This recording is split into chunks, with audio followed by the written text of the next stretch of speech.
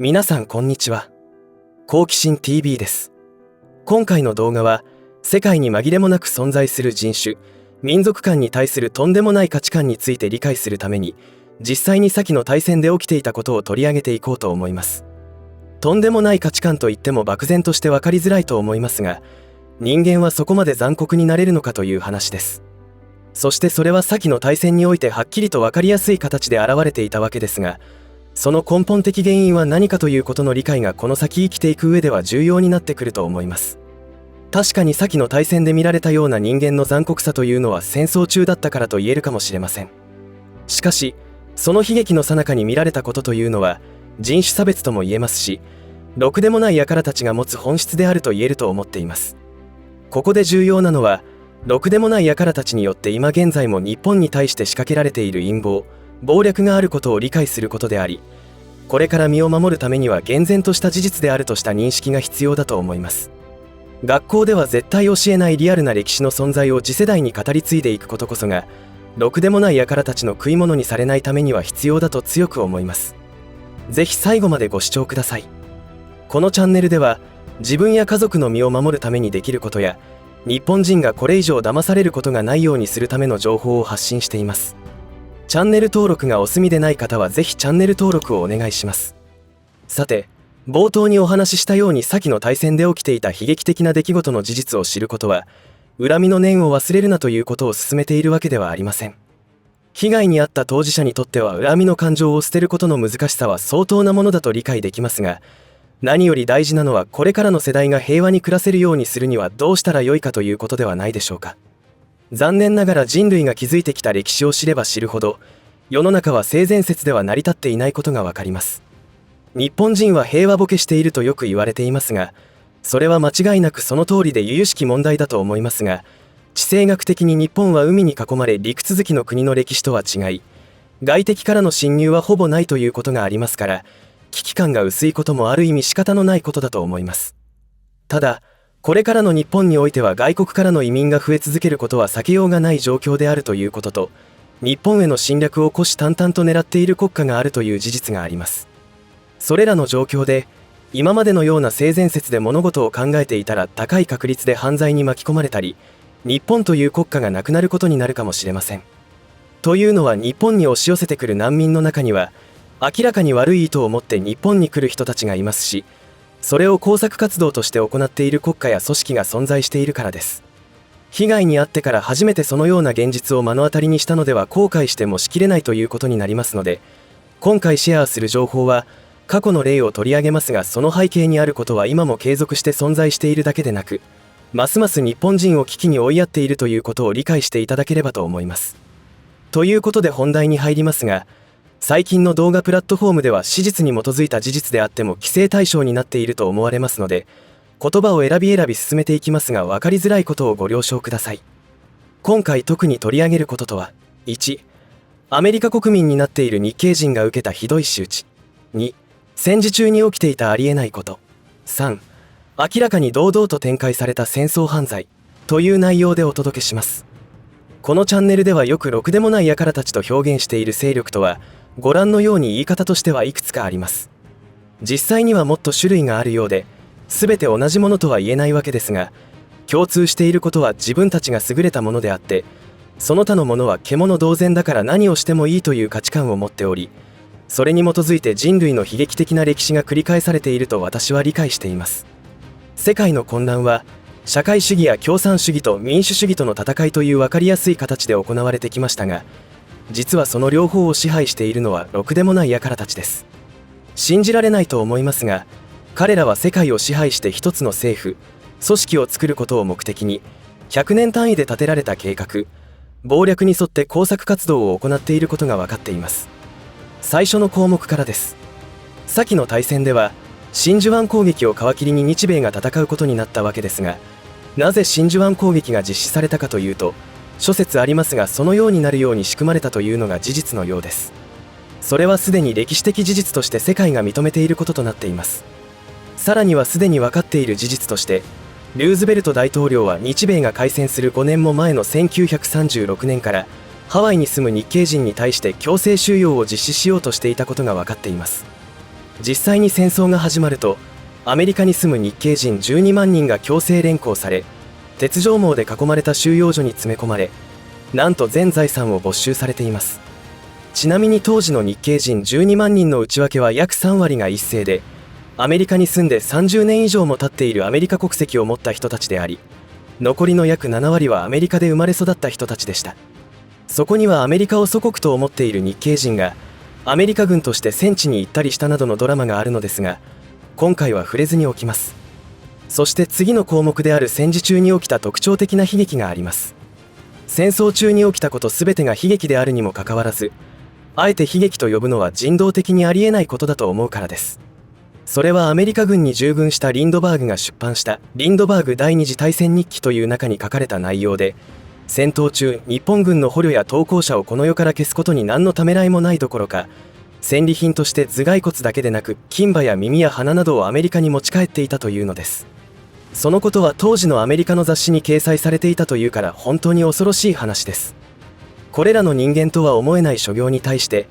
アメリカ人の中にも国家の恥であるという思いを抱いた人たちもいるわけですが、このような非道は戦時中だから起きたのでしょうか。実はアメリカの上層部には、日本人は人間ではなく獣であるという認識を持った者たちが確実にいたことが分かっています。このくだりは過去の動画でも言いましたが、現在イスラエルとハマスとの戦いにおいて、非人道的な攻撃への世界からの非難に対して、ネタニヤフ首相とガラント国防相が同じことを言っていました。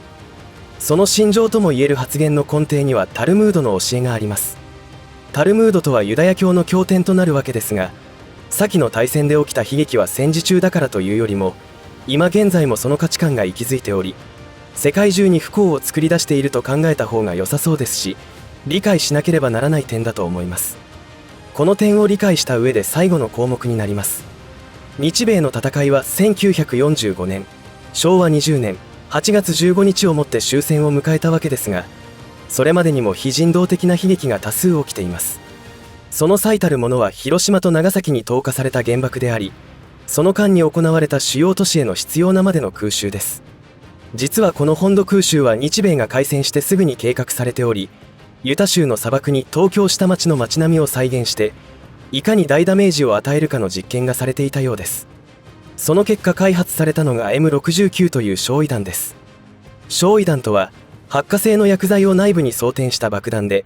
発生する爆風や飛散する破片で対象物を破壊する通常の爆弾と違い、焼夷弾は中に入っているものが燃焼することで攻撃対象を焼き払うために開発されました。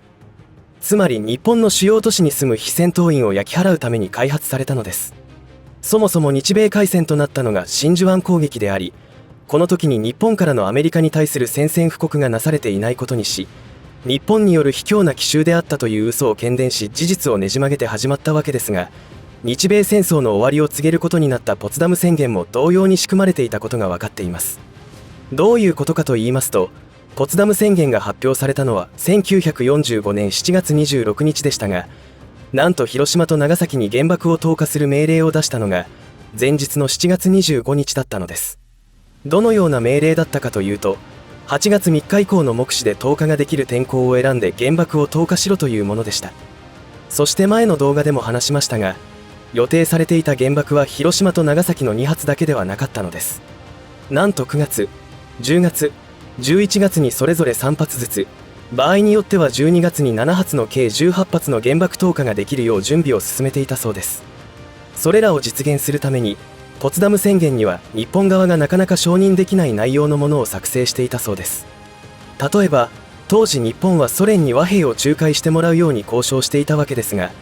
共同署名国をソ連から中国に変えることで、ポツダム宣言を全て受け入れるにあたり時間を要するようにしたということ。さらには天皇を中心とした国体護持を守るということを明記しなかったこと、そしてそのポツダム宣言がいかに重要かということを認識されにくくするために、ホワイトハウスや国務省からではなく、宣伝機関の戦時情報局から発表されました。とにかく原爆投下をするための時間稼ぎとしか思えないような工作が施されていたことになります。その後どうなったかは多くの方が知っている通り、原爆は2発投下され、非戦闘員に対しての主要都市への空襲や機銃攻撃が実施されました。これは明らかに戦争犯罪であることは明白ですが、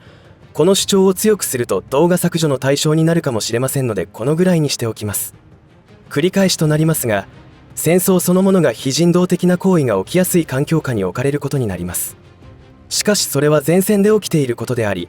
銃弾が飛び交うところにはいない軍や国の上層部においては、彼らの持つイデオロギーの影響が大きいと理解する必要があると思います。その上層部に君臨する者の多くはアシュケナージユダヤ人であることがほとんどであり、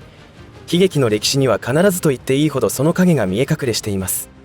重要なのは冒頭でも言った通り、これらの事実は今現在でも世界中で起きていることにもつながっているという点です。さらには、アメリカによる日本占領は、1952年4月28日までの6年8ヶ月間で終わったのではありません。私たち日本人は今もなお続いている健康面や経済面だけでなく、環境面でも非人道的な仕打ちを受け続けています。これらの項目のどれに触れても情報発信の規制対象になることから、不都合な真実がそこにはあるのだと理解できます。今の日本がとても民主主義の国家とは思えないのは、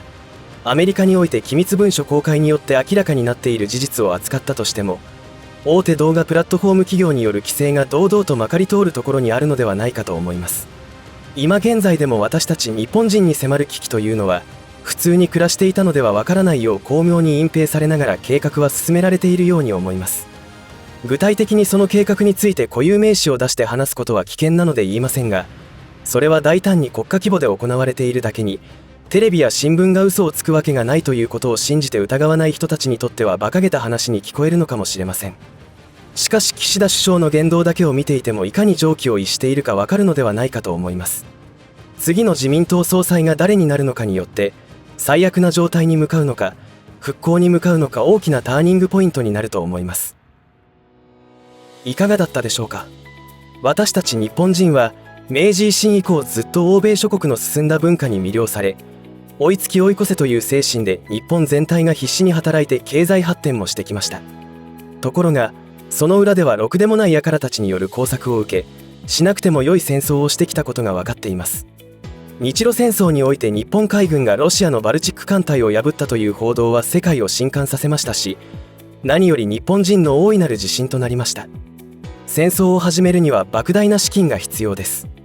その資金の調達先はイギリスのろくでもない輩たちということも分かってきています。一方でロシアにはろくでもない輩たちの影響を受けている上層部もいたそうです。